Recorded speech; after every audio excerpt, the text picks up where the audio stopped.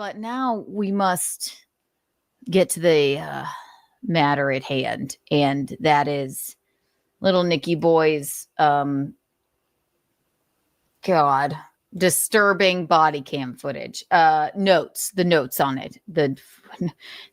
Thankfully, the footage is being blocked from coming out, and I know that sucks for a lot of people on the internet, but I was so fucking sick to my stomach reading it that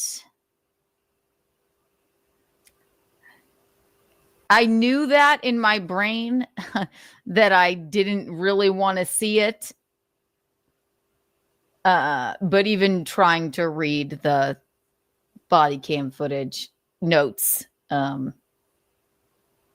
it's fucking disturbing. So the video begins with officers ramming the front door. Oh, God. I thought you didn't ram your front door in, Nicky Boy. As they enter, the first thing you see is a scared child. The house is extremely filthy. The floors are completely covered in clothes and junk. In some areas, there's no walkway at all. You actually have to walk on stuff to move through the space. Right. Right. Like everyone said. Yes? Ugh. Gross. Not gross in the way that, like, you guys just didn't clean up your house. It's like gross in the way that your kids had to fucking just have no fucking, like, somebody put it like this, like they lived this life every day. That's disturbing. Yeah, like hoarders. Countertops are stacked with random items. Liquor bottles are everywhere. The truth, the filth and hoarding are immediate and overwhelming. Okay. The mess you see is Nick's kitchen when he shows it on stream. It's nothing compared to the rest of the house. That one space is clearly staged. It's obvious he only cleans the visible area specifically for streaming. Right. Instead of, for your kids, even after all this, like, just, could we clean up a little bit? No, but it's the nanny's fault that she left your degenerate ass. Oh my God. 9:16 a.m. Kayla and April are being brought out to the house and let outside. A dog can be heard barking in the background. And another thing is, you know how much I love pugs and all animals. The animal thing really fucking got me because it's like they made the poor fucking pug sitting in the bathroom for its entire life. That made me want to just jump out of my fucking skin. Gross. I don't like it. I don't like it at all. Let's see here. Okay.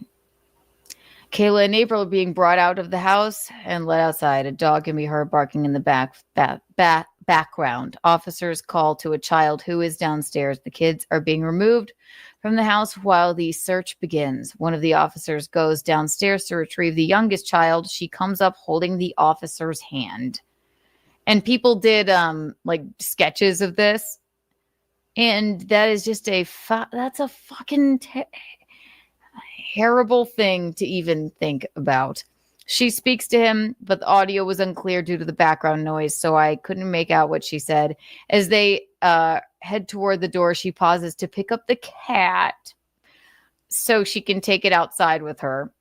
The search continues. A nitrous tank is visible in the house. Okay, like I said, the children were never around drugs. Okay, what?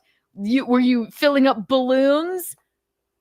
There's already a nitrous tank, and we're what? We're only at 9:21 a.m., Nicky Boy. Are you nuts? Are you fucking nuts? You petulant fucking child. Nick can be heard outside yelling, Get out of my house. We should write it as a script. It's not funny. I'm just trying to make it somewhat funny. He says something about probable cause and a search warrant. He sounds indignant. Get out of my house. You have no probable cause. And where is your warrant? I just made that up of, I was just paraphrasing because they couldn't hear him. Officer Pomplin walks out of the squad car to get his gloves. As he returns, the camera catches all of the kids sitting on the ground outside with Kayla. They are huddled against the house. The scene is heartbreaking. That is fucking terrible. Kayla is taken back inside and searched. That's also, just imagine being a kid and like, what the fuck is going on? Officer Pomplin at 9:25 enters the bedroom where the other officers are photographing drugs and paraphernalia found atop a red mini fridge. Oh, you mean the red mini fridge that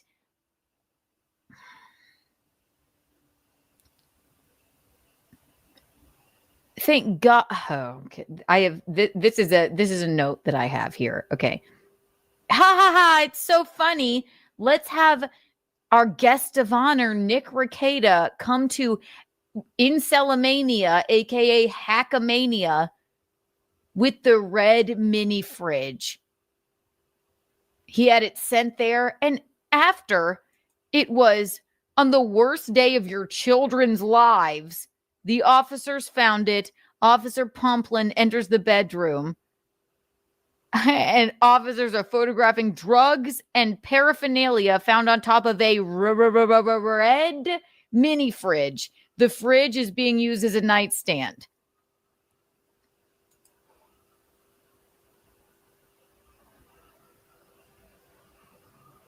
But it'll be hilarious for Hackamania. That'll be so funny. It's not a part of like a traumatizing moment in my child's lives. Jesus fucking Christ. Ugh. Keanu's roasting me. I don't care. I think you do. You're probably watching now. Jesus fucking Christ. They begin photographing evidence inside Nick's streaming room. The room is far smaller than expected. The condition is much worse than anything seen on stream. There are bottles of alcohol everywhere. The entire space is buried under hoarded junk, electronics, collectibles, and random gear. His 5-monitor setup and other equipment are visible, but everything around is chaotic. The curated background people see during his streams is a total facade. They go through a bag full of brown glass bottles, each one wrapped in tissues. I don't know what the fuck that's about. Maybe just, yeah, people that are high do weird shit. Like, okay, what? I don't know what that is. Okay. 9:33 at 10:01 a.m. Briefing, confrontation, and arrests. 9:33 a.m. Some of the officers meet up in the entryway and brief each other on the situation. Yeah, they're like, so this is worse than we expected. There's a bunch of children around an inordinate amount of fucking drugs, and this house is huge, and who the fuck knows? There's not even any. You know how hoarders have like at least little walkways or whatever. They're like, fuck, we don't even know what to do here. So let's try and, divide and conquer, I guess. Ugh, it's not funny. Some of the officers meet up. Okay. One mentions that Nick is trying to ask them the questions instead of answering theirs. Another officer says they need to get statements, figure out who lives in the house, and call family services. The audio was unclear due to background noise, so the dialogue here is paraphrased to the best of my ability. Thank you, lady, whoever did this.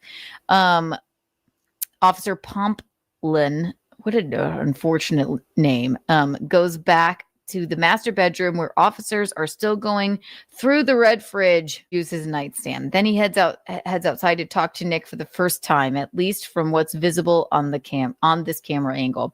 Pomplin tells Nick, "We want to ask you some questions, a quick interview. We want to get an idea of the layout of the house, where the nanny is at, behind your hanging preposition, and who all stays here." Nick immediately pushes back and asks, "What's your probable cause?" Pomplin replies, "You have the search warrant." Nick stands there with his arms crossed. He's calm but looks like shit. He says, "Cool. So you have no probable cause."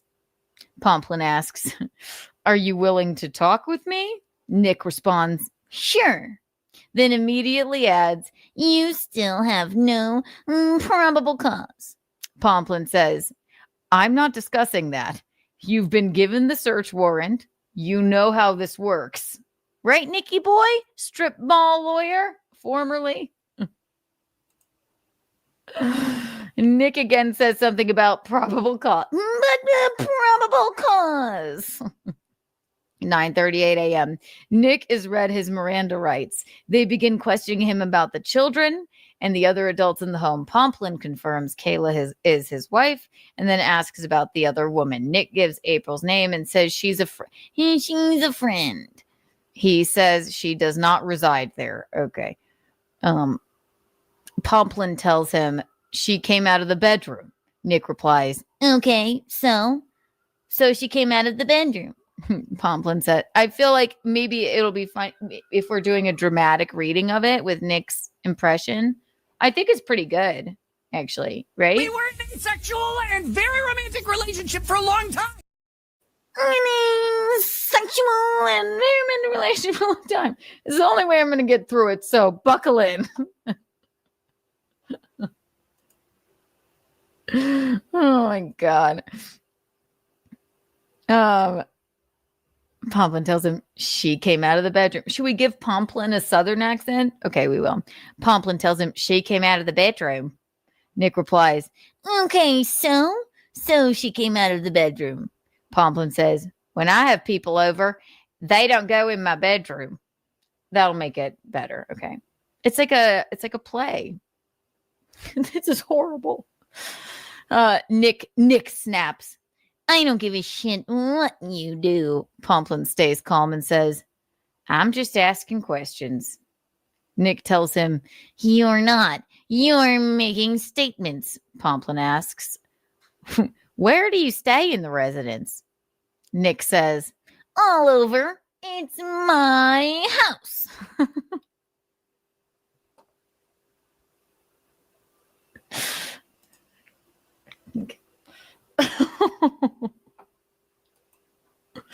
Pomplin asks, do you stay in the master bedroom? Nick says, when I'm in there, I stay in there. Sure. Pomplin asks, is that where you sleep at night? Nick says, yes. Pomplin responds, that's all I needed to know. He then asks, do you want to tell me where things are in the house to help expedite the search? Nick says, where what things are? Pomplin replies, you saw the warrant. We're looking for controlled substances. Nick says, I'm not admitting to anything. That's ridiculous. You still have no probable cause, Pomplin says. We're going to be searching the house. We're going to be contacting family services. Why? Nick says. Pomplin says, because we've already found cocaine in the house. Because, of course, they did. This is terrifying. Nick just stares at him.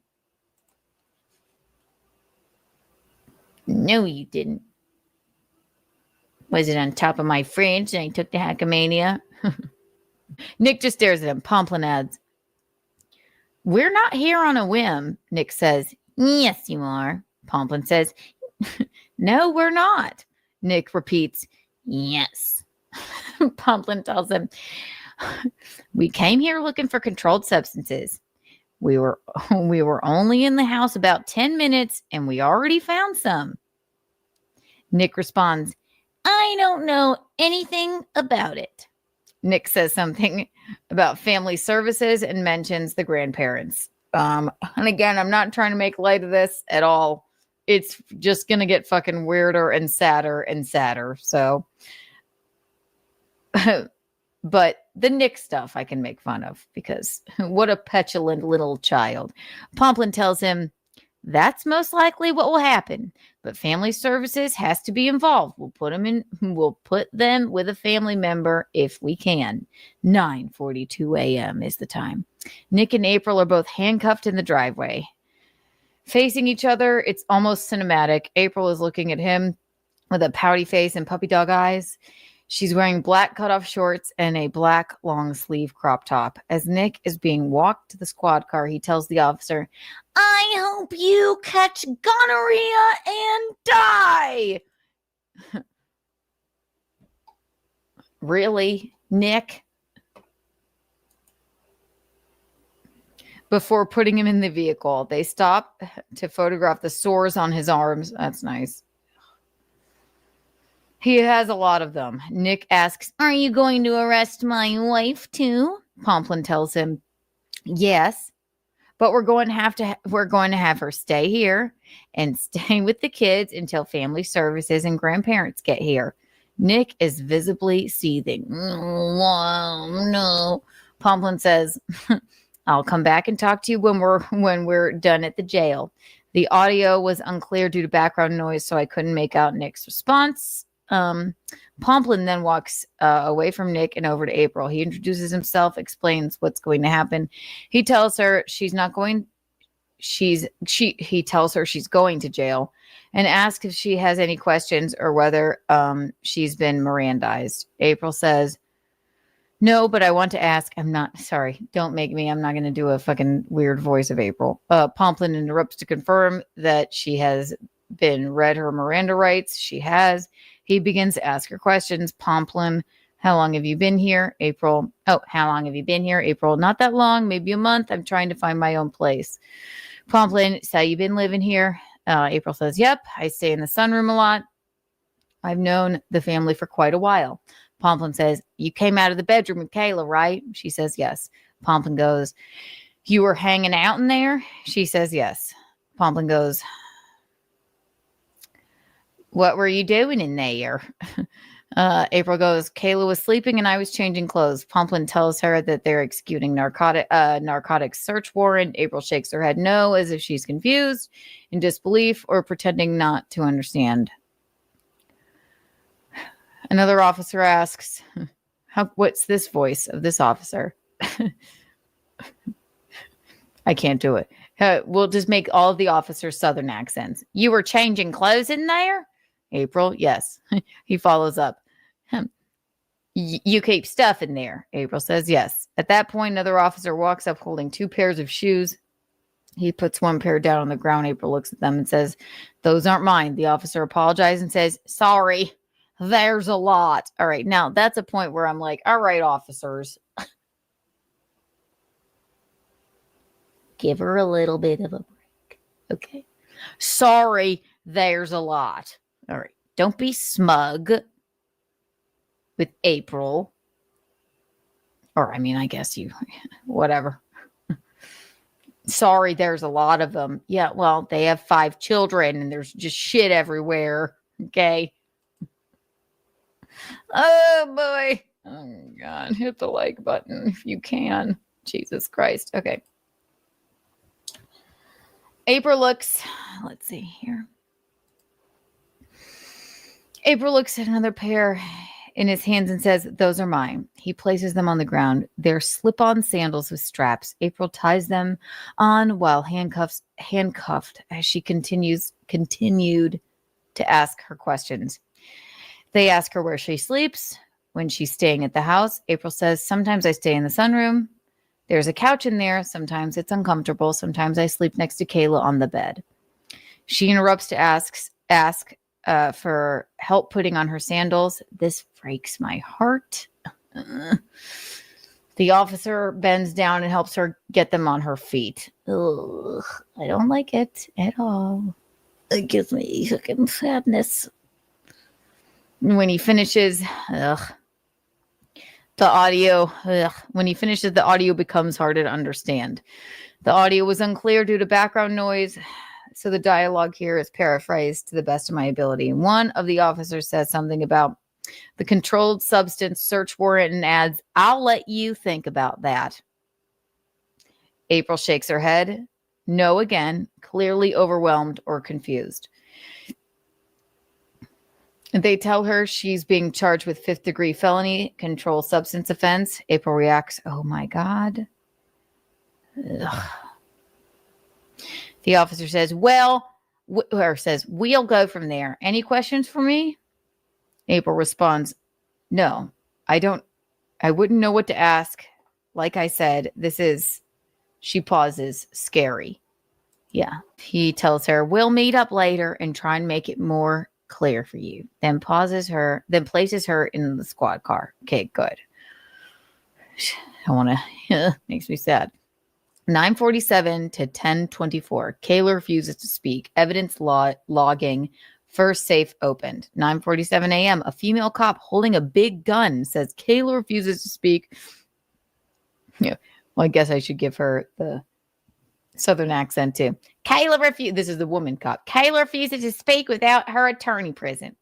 Kayla and the kids are still sitting on the ground against the house. Behind the cop, Kayla is sitting with her head on the oldest daughter's shoulder.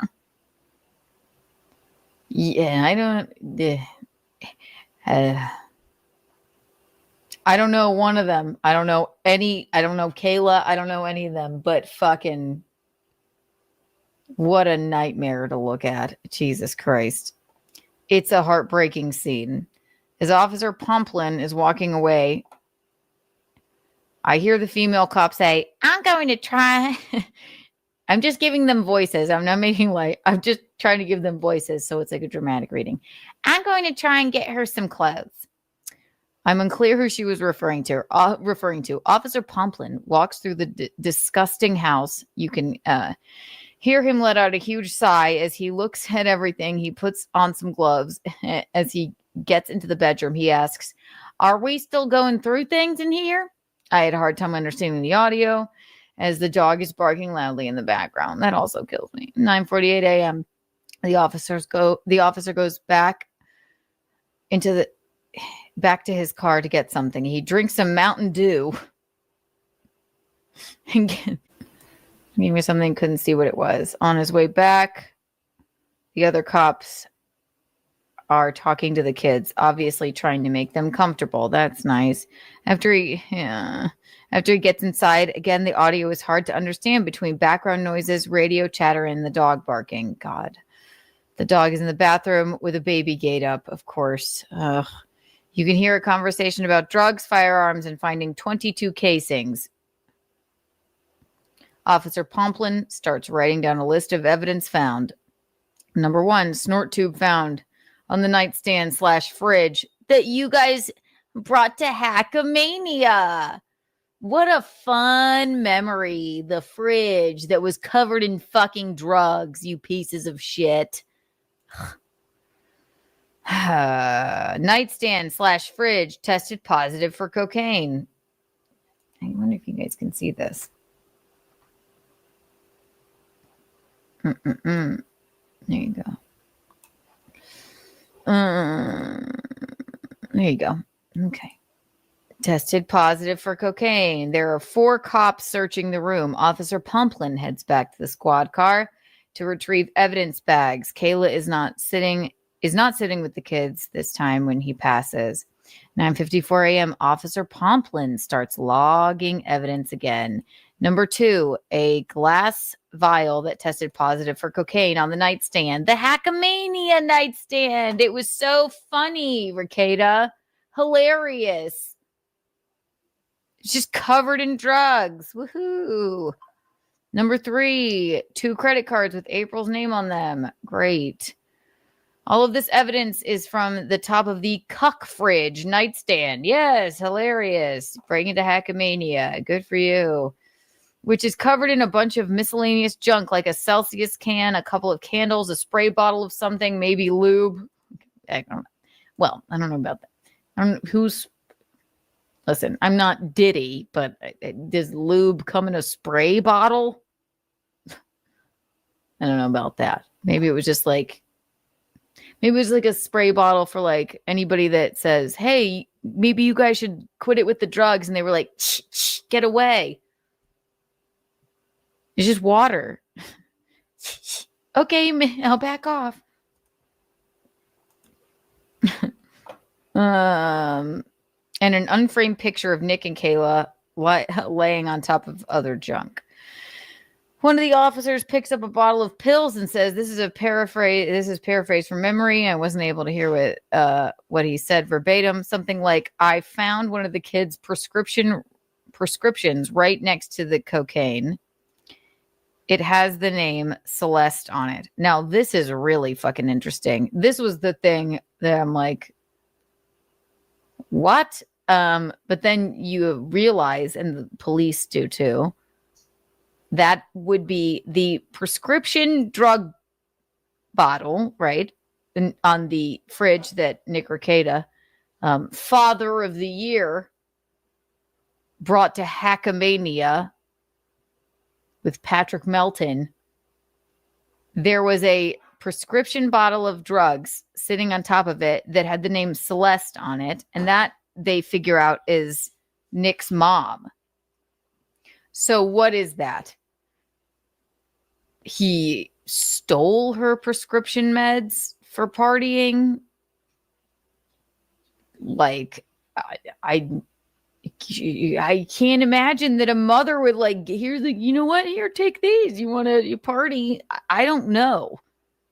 But that is very fucking disturbing and weird. Why do they have the mother's prescription meds on their weird side table fridge?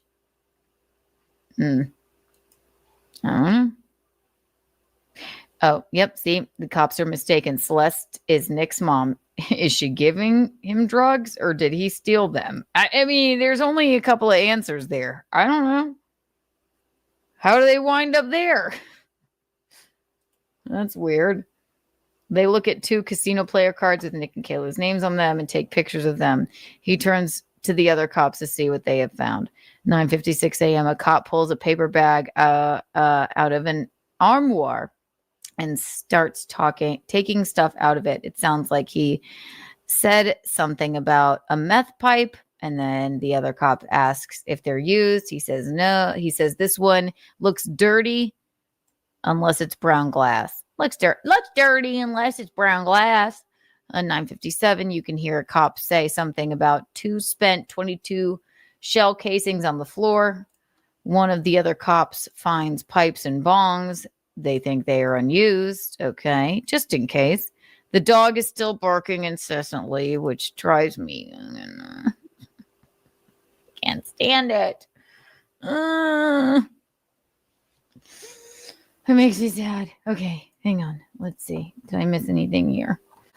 Officer Pomplin finally says, we've got to do something about that dog. 9:58 a.m. Officer Pomplin documents in his report the big gun that was found under the bed. Yeah, right. Great. That's nice. 10 a.m. Pomplin continues processing and logging the evidence. He is still in the bedroom where the red fridge / nightstand is located. Yeah. The Hackamania fridge, the drug-covered Hackamania fridge. Woo, you're a guest of honor. Good for you. Good for you, all of you. This man couldn't give 2 fucks about his fucking children. He just couldn't give 2 fucks. It's my opinion. Just wants to be the cool guy with a bunch of fucking assholes. Couldn't give 2 fucking fucks.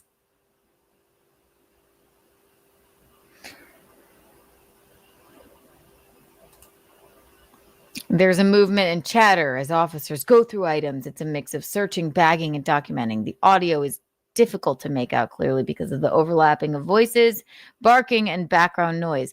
One of the officers says they found edibles. Another holds up what looks like a grinder and says it contains a white powder. They say they're going to test it. 10:01 a.m. You can hear a child in the back of the house. 10:02 to 10:24, second safe. Drugs inside. Family services update. 10:02 a.m. He is documenting more evidence. A metal container and 2 glass ones with powder. Okay. A female comes in asking about taking something to the jail for Kayla. Okay. I guess that was, remember, I guess she needed her medication or whatever at the jail, which whatever it is. Yeah. One of the officers finds something under the bed. Officer Pomplin asks, what's that? It sounds like the other officer says something about a Supreme Court, okay, unclear word, license. He couldn't make out that word. 10:04 a.m. He asks, He asked the other cops, "Did you see Nick's arms? Track marks all down." He says, "Be cognizant of the possibility of finding needles," and then says, "And they could be sores." Paraphrased, couldn't hear well. They mentioned they passed Nick in his car on the way to the house, 10:05 a.m. Another cop comes in and says they're interviewing mom right now. Pomplin says, "We're going to be a while." They discuss areas they want to search thoroughly: the master bedroom, the studios, and the inner and outer vault/studio area. He calls Nick's studio lair. They discuss what cops will be doing and what to search. Let's get through a little bit of this. Officer Pomplin says, "We need to do our due diligence for the kids, doing all we can." They are waiting for the kids and the dog to be picked up. This just fucking killed me. They're splitting the cops up, 3 upstairs and others in the downstairs area, others in other areas. They discuss April's purse, ID, etc. Let's get through a little bit more of this. When he gets to the streaming room, someone mentions, yeah, and we know it's all disgusting. And yes, now they look at also brine, something that says brine written on it. That's like what you put pickles in. Like, that's nothing. This is all a lot, blah, blah, blah, blah, blah. So then there's another one. He says, okay, let's go to the end here. They were able to test part of that was sticking out, and it tested positive for coke. Oh, this is important. Sorry, I need to go back. Sorry. But a lot of it was just going through, what I skipped was, a lot of it was just the cops going through a bunch of trash and shit in Nick's lair, his streaming studio. So they're like going through shit, blah, blah, blah, blah, blah. They're like, what's this? There's a weird pepper in this jar. They're like, it's something for whiskey or something. Who knows? So all that goes on. Now we're going to cut to the end here.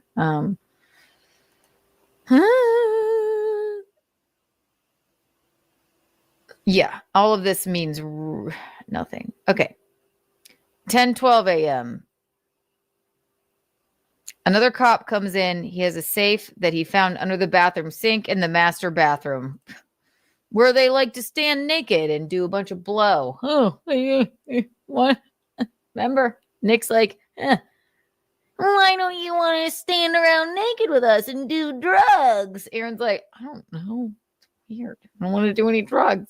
But why, you stupid loser? You're a loser. Drugs are cool. Right? So that doesn't shock me. Another cop comes in, has a safe that he found under the bathroom sink in the master bathroom. It is a briefcase type safe that is locked, but it has part of a baggie hanging out. And again, right.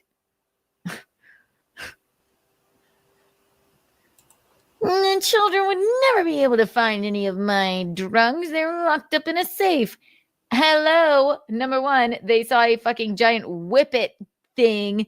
The moment they walked in, there was blow and other shit all over your fucking weird fridge nightstand table. And then you don't even have the wherewithal to shut the safe without the fucking baggie of cocaine hanging out of it. You got 5 kids, Nick. Oh, Jesus. They were sloppy. They're fucking sloppy, clearly. And Jesus God. They were able to test the part that was sticking out, and it tested positive for cocaine. Shocker. You wouldn't put your, I don't know, wouldn't put your Splenda in a safe. The officer leaves to go back. The officer leaves to go back, ask for the key. He gets a quick phone call, then asks Kayla for the key. She is with the 2 family service workers. He tells her, we need the key or we're going to have to break it open. She says she doesn't know where it is. Okay. I don't blame her. She's probably just like, oh, fuck, what the fuck? Whatever. I don't know where it is. They go outside. The kids are still sitting on the ground. The cop walks behind the vehicles and break open the safe with what looks like a pry bar and a mallet. The safe is still full of drugs, paraphernalia, and baggies. They take a photo and say, let's get it to a better location. On their way back, they go into the house and their officer mentions the grandparents are on their way. Thank God. Except still, Celeste, I highly doubt the mom gave them her prescription. I don't know though. That's the weirdest thing about this whole thing. It's not weird. It's most likely Nick's like, oh, I can do whatever I want. My mommy won't remember that I stole this prescription from her. Will she? It's really not funny. I'm trying to find some kind of funny in it. I don't know. Weak ass safe. I don't know. Right. Why don't you come and do drugs with us in the bathroom, Aaron? Are you stupid and lame? No. He's like, I don't want to do drugs naked in the bathroom with you guys. You don't even lock the safe up right.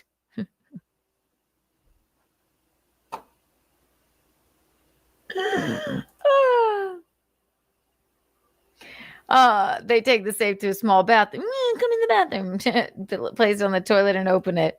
There's a baggie that says KKK on the outside. They surmise it's ketamine. I can't imagine it wouldn't be. I don't know. There's also a digital scale, snort tubes, a metal piece that looks like a crack pipe, and other metal item, and another metal item that looks like a spoon without a handle. Great. He asks for a cop. He asks for another cop and says, "This is insane." His glove rips and he needs a new one. He says he thinks one is ketamine and the bites are either Molly or LSD. Well, Rekieta already admitted to teaching April how to do Molly, ketamine, cocaine, and whippets. But maybe he just left out the, heroin and the LSD. I don't know. Why else would you need something that looks like a spoon or something that looks like a crack pipe? Well, I tore those things too. Allegedly. They start documenting the evidence. There's a baggie that was sticking out of the safe, which tested positive for cocaine. Shocker. There are also some cards and a rolled up dollar bill. Shocking. They find a large cornucopia with white powder, meaning like a bag with white powder in it, I guess. Like a Ziploc baggie. Oh yeah, see, there are Ziploc bags containing smaller bags. One of them has KKK written on it. It's weird. And there's Ziploc. What has to happen? Isn't ketamine a fucking horse tranquilizer? What's the? Oh my god.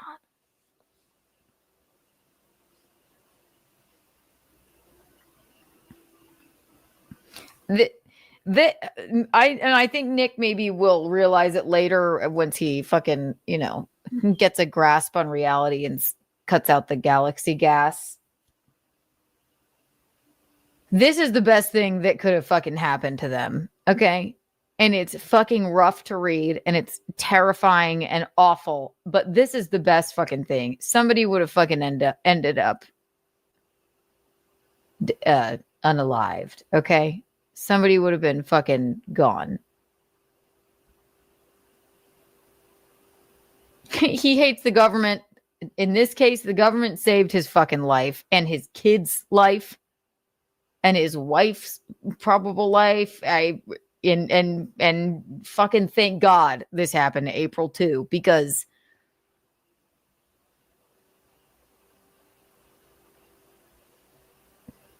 it could have been so much fucking worse. You doing? Who just thinks? Yeah, I just taught her how to do ketamine too. That's what he said. Oh God, Jesus Christ! Can you fucking imagine? Thank fucking God this happened. I don't think he still has any. He still doesn't want to take any accountability or anything, but. And his children are going to be fucking traumatized for the rest of their entire lives, obviously.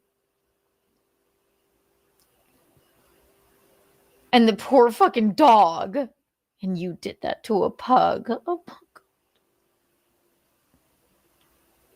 but this didn't even do enough for him. My God. Maybe if he reads it back, maybe they'll all sit down and read it back. Or they'll listen to this and be like, you know what? Yeah, that's not good. Another Ziploc bag contains multiple small bags with powder. They find a digital scale, a metal pen or container, 2 snort tubes, 2 cutters, 1024 to 1048, studio search, gun safe, Kayla's return. Officer Pomplin goes back into the studio. Cop tells him they didn't search the stuff that's covered in dust. Pomplin says, this is the hangout. To my knowledge, they don't really find anything in here, but I can't hear what the other cop says. But Pomplin responds, because you can't do it with your girlfriend and your wife. Pomplin, you sassy man.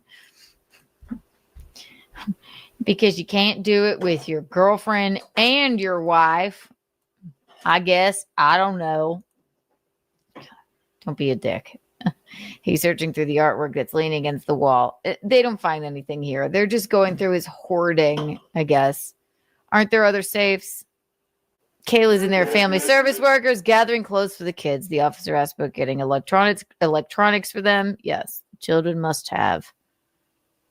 God forbid they have food ever or clean clothes, but they must have their iPads.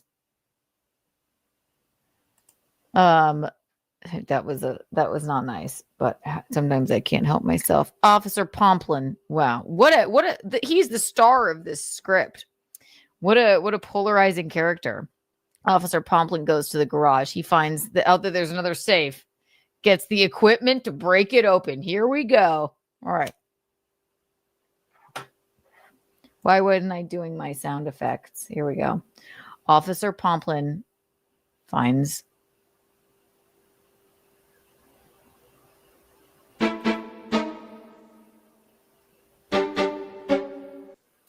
another safe. He goes to break it open. And what does he find? Not a bag of Splenda.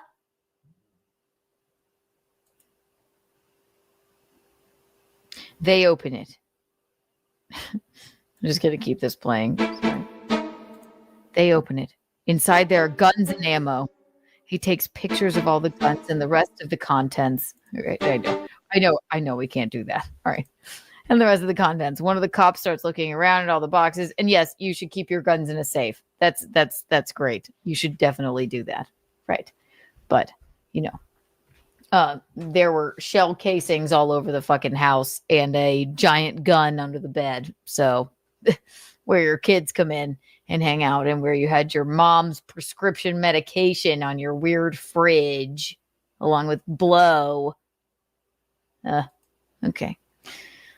One of the cops starts looking at all the boxes and totes of stuff.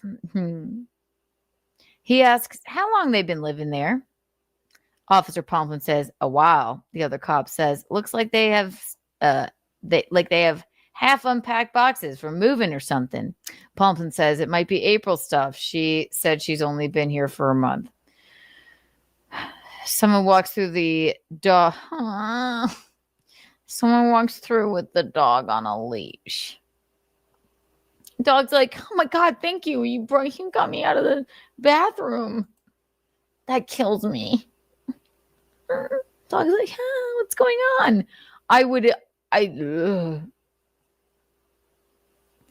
rather, that kills me. The fucking animal stuff fucking kills me. Jesus.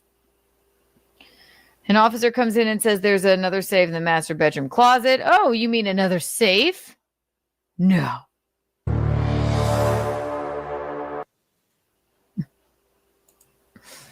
Officer Pomplin asks him to bring it out to the garage. They bring it in and break it open. Inside, there are Ziploc baggies rolled up with, you guessed it, $100 bills with white powder, rolling papers, a lot of THC cartridges, a scooper, and a small funnel. Oh my gosh, that was just for fun.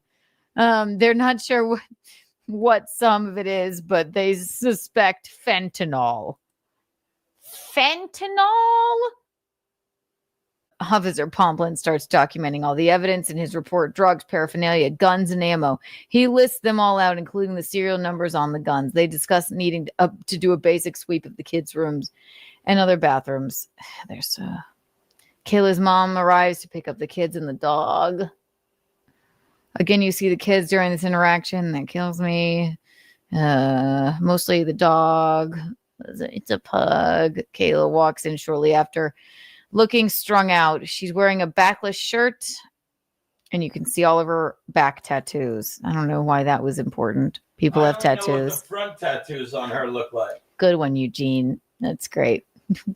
Rekieta's gonna love that. He's probably watching. Final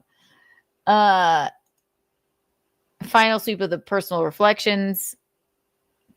They come across a box with April's name on it. They open it, inspect the contents. They start going through the kitchen cabinets, focusing especially on the ones with all the pills and medicines.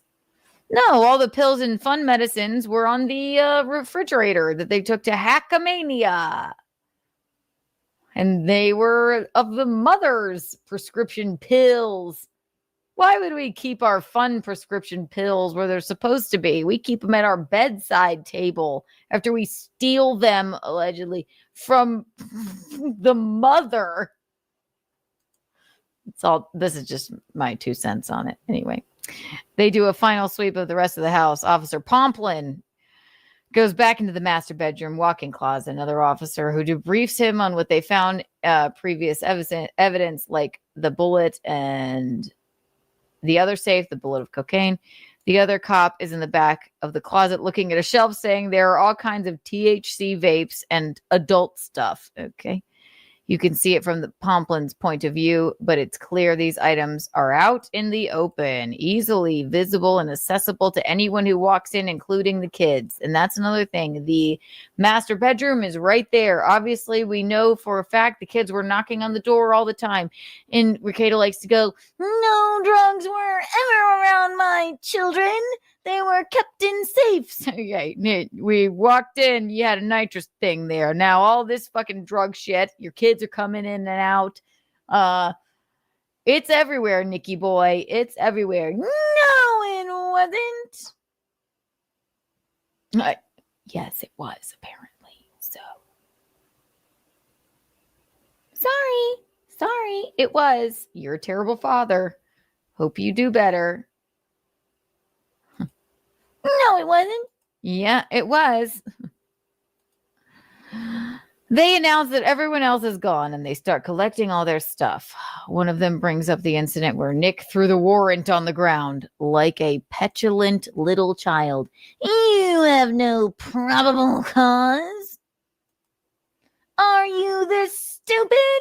Where's your probable cause? I hope you get gonorrhea. These are the additional personal observations.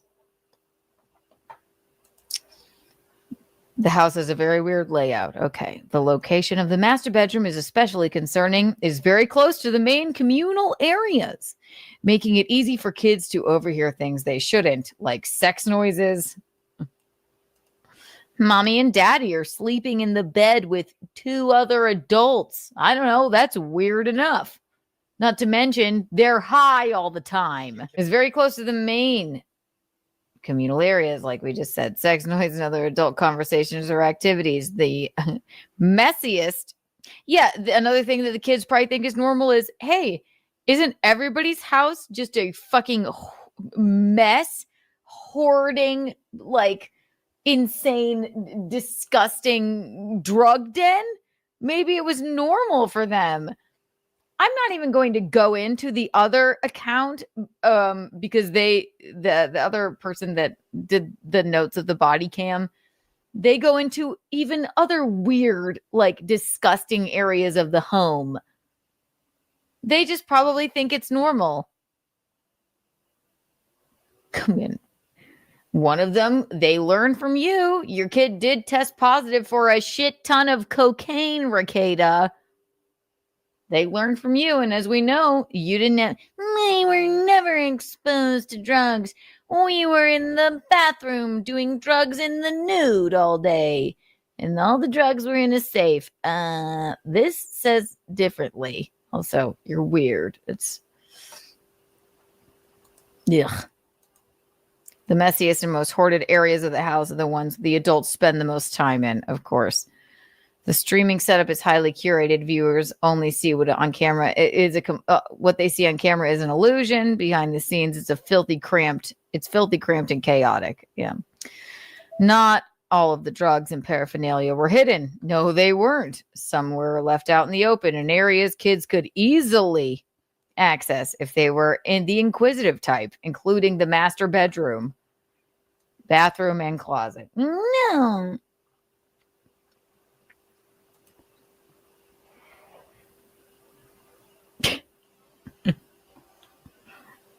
It's insane. It's insane. Father of the Year. It is heavy and honestly heartbreaking to witness the conditions the kids and the animals have been living in. That's another thing. The animals, God. And I don't mean Rekieta. The fifth, the chaos, the presence of drugs and weapons create an environment no child or pet should be subjected to. But we've all known that all along. We've all known it. And this is heavy to read because it just fucking confirms it. Like, if this didn't make you sick to your stomach reading it, and if you can still fucking, in your heart of hearts, just pick up that broom and sweep for Nick Rekieta, especially since he doesn't fucking seem to give a shit, then I don't know, you need a fucking vacuum or something, because I don't know how you can read this and think that any of this is okay. You can feel the weight. I know, right, Six? It's really sad. That's the cat. She's upset. You can feel the weight of the reality almost in every frame of the footage. Even basic things like clothing mail were scattered randomly. Important documents were mixed in with fan art, trash, and drug gear. Nothing was organized, and there was no sense of separation between adult items and areas where kids lived and played. Our children never saw us doing cocaine and ketamine and whippets and Molly and God knows what else. Or who else?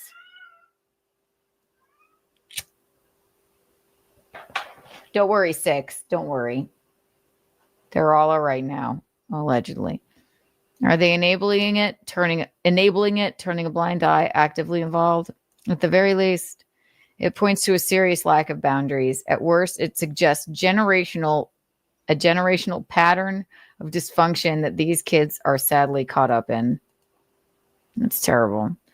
It's also worth noting that the behavior of the officers throughout the search, they were patient, respectful, and professional from start to finish. Despite the overwhelming filth, drug presence, and emotional weight of the scene, they kept their personal commentary to a minimum. They didn't mock or escalate. In fact, given everything they encountered, it's notable how restrained they were. I'll have to give him that. Yeah. While the search could have been, especially like, no, what's your probable cause? I hope you die of gonorrhea. Like, just laugh at it and move on, I guess. While the search could have been even more thorough, it would have taken significantly longer. And they seem focused on securing the most critical evidence while minimizing disruption to the children who were present. So there you have it, ladies and gents.